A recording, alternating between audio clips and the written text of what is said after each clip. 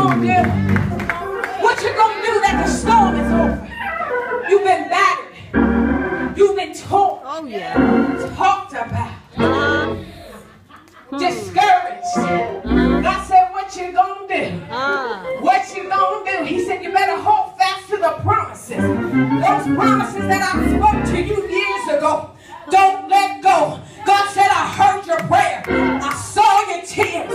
I see your heart breaking. But know this, that your storm is over. And it's now time for you to hold on to the pieces that I have given you in dreams.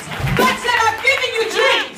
And God said, so right now, I need you to go back and grab those pieces of a dream. And I need you to right now in the name of Jesus, reclaim your safety. Reclaim your safety. Reclaim it right now in the name of Jesus. We decree and declare, you shall live.